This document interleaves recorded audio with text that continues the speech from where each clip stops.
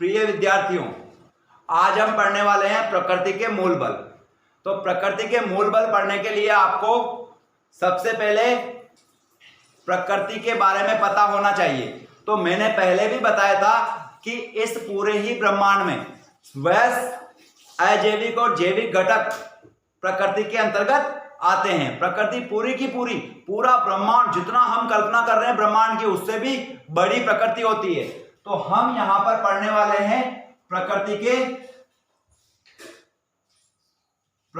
मूल बल।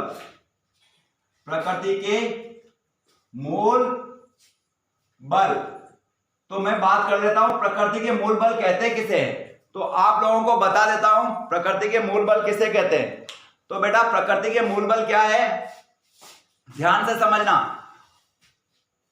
वे बल, प्रकृति में उपस्थित वे बल जिनकी वजह से प्रकृति का अस्तित्व है, उन बलों को हम बोलते हैं प्रकृति के मूल बल। बहुत ही आसान परिभाषा है।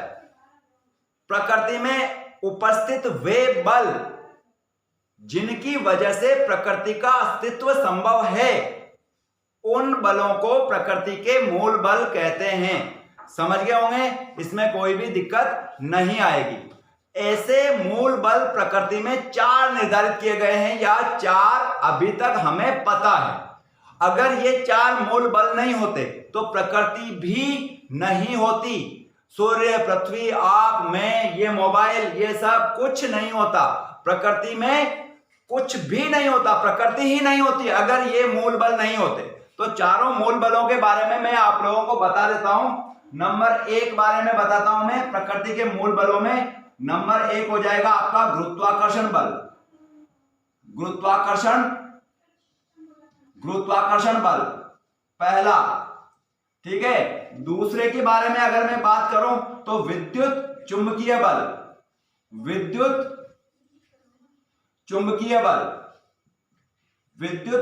बल हो जाएगा आपका दूसरा। उसके बाद अगर मैं तीसरे प्रकृति के मूल बल की बात करूं तो मेरे पास आ जाएगा, तीसरे मूल बल की बात करूं तो मेरे पास आ जाएगा प्रबल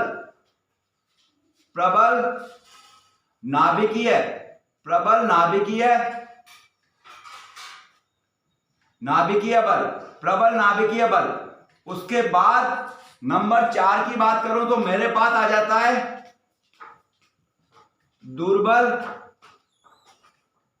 दुर्बल नाभिकीय बल।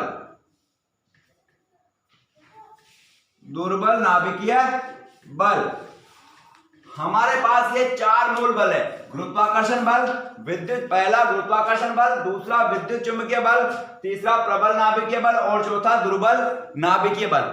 अगर हम इसके बारे में बात करें तो गुरुत्वाकर्षण बल के बारे में, तो 2 द्रव्यमानों के बीच लगने वाले आकर्षण बल को गुरुत्वाकर्षण बल कहते हैं। यानी कि ये मार्कर और मेरे और इसके बीच में लगने वाला बल गुरुत्वाकर्षण बल कहलाता है। पृथ्वी और हमारे बीच कोई भी वस्तु खींचो, पृथ्वी वापस अपनी ओर खींच लेती है, तो वो पृथ्वी का गुरुत्वाकर्षण बल होता है। समझ गए आप। तो ये आपका मंगल ग्रह पर भी है गुरुत्वाकर्षण बल। कम या ज्यादा निर्भर करता है उस वस्तु के द्रव्यमान पर।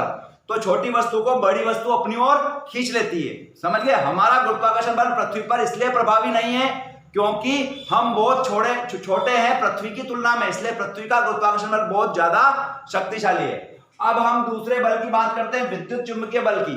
तो विद्युत चुंबकीय बल बेटा 2 स्थिर आवेशों के बीच, यानी कि 2 आवेशों के बीच लगने वाले आकर्षण या प्रतिकर्षण बल को विद्युत चुंबकीय बल कहते हैं। 2 आवेशों के मध्य लगने वाले आकर्षण या प्रतिकर्षण बल को विद्युत चुंबकीय बल कहते हैं। इसके अलावा आकर्षण बल एक ऋणात्मक आवेश और एक धनात्मक आवेश के बीच लगता है। ध्यान से समझना, विपरीत प्रकृति के आवेशों के बीच आकर्षण बल लगता है और समान प्रकृति के आवेशों के बीच प्रतिकर्षण बल कार्य करता है। ठीक है, प्लस प्लस आवेशों के बीच, माइनस माइनस आवेशों के बीच यहां पर ये विद्युत चुंबकीय बल होता है। इसके बाद अब हम आगे बात करते हैं तो हमारे पास आता है प्रबल नाभिकीय बल। तो बेटा प्रबल नाभिकीय बल क्या होता है, नाभिक के अंदर उपस्थित नाभिकीय कणों, यानी कि नाभिक के अंदर कौन कौन होते हैं, प्रोटॉन और न्यूट्रॉन होते हैं। प्रोटॉन धनात्मक आवेश होता है। जब एक से ज्यादा प्रोटॉन नाभिक के अंदर रहेंगे छोटी सी जगह पर, तो एक दूसरे को प्रतिकर्षित करेंगे। उस प्रतिकर्षण बल को खत्म करने के लिए एक शक्तिशाली बल वहां पर लगता है और वही बल कहलाता है क्या कहलाएगा वही बल? प्रबल नाभिकीय बल। यानी कि नाभिकीय कणों को अत्यल्प आयतन में, नाभिकीय कणों को अत्यल्प आयतन में निश्चित दूरी पर व्यवस्थित रखने के लिए शक्तिशाली बल, रखने वाला शक्तिशाली बल को प्रबल नाभिकीय बल कहते हैं। वो बिल्कुल फिक्स जगह पर रखेगा। अगर ज्यादा दूर दूर जाने की कोशिश करेगा खींच लेगा, अगर पास पास आने की कोशिश करेंगे तो दूर कर देगा, और निश्चित जगह पर सब प्रोटॉन और न्यूट्रॉन को नाभिक के अंदर बोल देगा तू यहाँ रह, तू यहाँ रह, तू यहाँ रह, तू यहाँ रह, बिल्कुल भी नहीं हिलना। वो होता है आपका प्रबल नाभिकीय बल। दुर्बल नाभिकीय बल क्या होता है? देखो, रेडियो एक्टिव पदार्थ होते हैं, उनके नाभिक से लगातार कुछ किरणें निकलती है, कुछ कण निकलते हैं, रेडियो एक्टिव कण निकलते हैं। तो वो कण जिस बल की वजह से निकलते हैं नाभिक से बाहर, वो बल कहलाता है आपका दुर्बल नाभिकीय बल। तो आप लोगों को मैं बता देता हूं, गुरुत्वाकर्षण बल जो है, ध्यान से देखो, गुरुत्वाकर्षण बल द्रव्यमान की वजह से उत्पन्न हो रहा है। द्रव्यमान का विशिष्ट गुण भी मान सकते हो, द्रव्यमान की वजह से उत्पन्न हो रहा है। आपके पास ये आता है विद्युत आवेश की वजह से। विद्युत चुंबकीय बल जो है आपका कहां से मिल रहा है? आपको विद्युत आवेश की वजह से, विद्युत आवेशों के बीच ही लगता है, विद्युत आवेश की वजह से। और ये वाला जो मिलता है वो मिलता है आपका नाभिकीय कणों, नाभिकीय कणों के मध्य लगता है। तो ये नाभिकीय कणों या नाभिक के अंदर उपस्थित नाभिकीय कणों से इसकी उत्पत्ति होती है। समझ गए आप? तो ये आपका प्रबल नाभिकीय बल जो है नाभिक में उपस्थित नाभिकीय कणों से उत्पत्ति होती है। इसके अलावा मैं बता देता हूं, नाभिकीय कणों को तुम बाहर निकाल लो, न्यूट्रॉन को बाहर निकाल दो और फिर उनको पास पास लाओ तो प्रबल नाभिकीय बल नहीं लगता है। इसके बाद यहां तक की बात करता हूं मैं दुर्बल नाभिकीय बल की। तो ध्यान से देखोगे आप, तो दुर्बल नाभिकीय बल होता है नाभिकीय कणों के मध्य होने वाली अन्योन्य क्रियाओं की वजह से। समझ गए आप? तो यहां पर आ जाएगा नाभिक के अंदर होने वाली अन्योन्य क्रियाओं के कारण। नाभिकीय, यहां लिख दूंगा मैं नाभिकीय, लिख ही देता हूं, नाभिकीय कणों के मध्य अन्योन्य क्रिया की वजह से, अन्योन्य क्रिया यानी कि बीटा कणों के उत्सर्जन से यहां पर उत्पन्न होता है। नाभिक से बाहर निकलने वाले कण को हम बीटा कण बोलते हैं, अल्फा कण भी बोलते हैं, गामा कण भी बोलते हैं, ज्यादातर बीटा कण निकलते हैं। तो हम यहां पर कणों के, नाभिकीय कणों के मध्य अन्योन्य क्रिया से बीटा कण उत्पन्न होते हैं और वो फिर बाहर निकलते हैं। जिस धक्के से वो बाहर निकलते हैं वो बल ही आपका क्या कहलाएगा? दुर्बल नाभिकीय बल कहलाएगा। अब हम इसमें बात करें तो सबसे दुर्बल, सबसे कमजोर जो है वो गुरुत्वाकर्षण बल होता है और सबसे शक्तिशाली बल होता है प्रबल नाभिकीय बल। ये सबसे शक्तिशाली होता है प्रबल नाभिकीय बल इन चारों मूल बलों में, और सबसे कमजोर जो होता है, दुर्बल होता है, वो गुरुत्वाकर्षण बल होता है। रही बात परास की कि ये बल कहां तक कार्य करते हैं या कितनी दूर तक ये आकर्षण या प्रतिकर्षण कर सकते हैं, तो गुरुत्वाकर्षण बल जो है वो आपका अनंत दूरी तक, जितने द्रव्यमान बढ़ाते जाओगे गुरुत्वाकर्षण बल की परास ज्यादा उतनी ही बढ़ती जाएगी। गुरुत्वाकर्षण बल के बाद विद्युत चुंबकीय बल की परास भी होती है अनंत, ये भी आपकी अनंत होती है। इसके बाद प्रबल नाभिकीय बल की जो परास होती है वो उसके नाभिक के आमाप के बराबर, यानी कि लगभग 10⁻⁻15 मीटर होती है। नाभिक इतना ही छोटा होता है नाभिक। और दुर्बल नाभिकीय बल की जो परास होती है वो लगभग 10⁻16 मीटर, क्योंकि नाभिक के अंदर जो है नाभिकीय कण और अंदर रहते हैं, इस वजह से थोड़ी और छोटी हो जाएगी।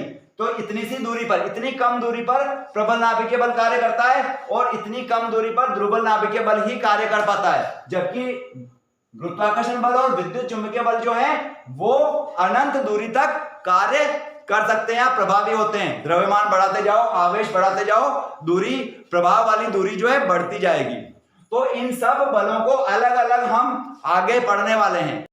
इसको ढंग से पढ़ लेना, अपने नोट्स की कॉपी में से उतार लेना इसको, और ढंग से पढ़ना, याद करना, इन चीजों को समझ लेना। फिर हम अलग अलग चारों ही बलों को, गुरुत्वाकर्षण बल, विद्युत चुंबकीय बल, प्रबल नाभिकीय बल और दुर्बल नाभिकीय बल, चारों ही मूल बलों को हम अगली क्लास में अलग अलग समझेंगे। ठीक है, देखो मैं आप लोगों को दोबारा बता देता हूं कि जितना भी आपको नोट्स भेजे गए हैं उन नोट्स को आपको कॉपी के अंदर, नोट्स की कॉपी के अंदर उतार लेना है। अगर उसमें हल्की फुल्की कुछ मिसप्रिंट होगी तो मैं इसमें वीडियो क्लास में या ऑनलाइन क्लास जब लूंगा तो उसमें आपको सुधरवा दूंगा, या फिर जब स्कूल खोलेंगे वहां पर भी सुधरवा दूंगा। आप उसकी चिंता मत करो। अगर उसमें हल्की फुल्की कुछ नोट्स में मिसप्रिंट आ जाती है, किताबों में भी मिसप्रिंट आती है तो नोट्स में भी हो सकती है, मिसप्रिंट हो सकती है, ऐसी कोई दिक्कत नहीं है, परंतु आप उसकी चिंता मत करो, मैं सुधरवा दूंगा इनको। ठीक है, अभी तक जितनी भी मिसप्रिंट आई होगी वो सब धीरे धीरे मैं सुधरवाता जा रहा हूं, उससे चिंता नहीं करनी। प्रत्येक बच्चे की कॉपी में लिखे हुए मिलने चाहिए जो नोट्स मैंने आपको भेजे हैं। इन नोट्स को जब मैं कोई भी क्लास लेता हूं तो इन नोट्स को आप लोगों को क्या करना है, सामने रखना है और फिर उस क्लास को अटेंड करना है, तो आपको जल्दी समझ में आएगा और फटाफट याद भी हो जाएगा और कभी भूलोगे भी नहीं। वरना अगर केवल मोबाइल लेकर के और क्लास अटेंड करोगे तो बार बार रिवीजन करना पड़ेगा उन चीजों का। इसलिए आपको क्या करना पड़ेगा, नोट्स की कॉपी लेके जरूर सामने बैठो। इसके अलावा और अगर आप लोग को कोई दिक्कत हो तो आप मुझसे कांटेक्ट करके अपनी समस्या बता सकते हैं, ताकि मैं आपका समाधान जिस भी परिस्थिति में होगा, जैसे भी कर पाऊंगा वो मैं करने का प्रयास करूंगा।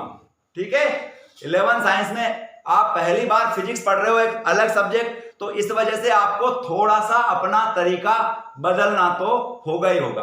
अगर हम नहीं बदलेंगे, पुराने तौर तरीके से पढ़ते हुए जाएंगे तो बेटा साइंस में आप सफल नहीं हो पाओगे। इसलिए पढ़ने का तरीका बदलना पड़ेगा और जितना मैंने पढ़ा दिया गया है वो सारा का सारा दिमाग में याद भी रहना चाहिए।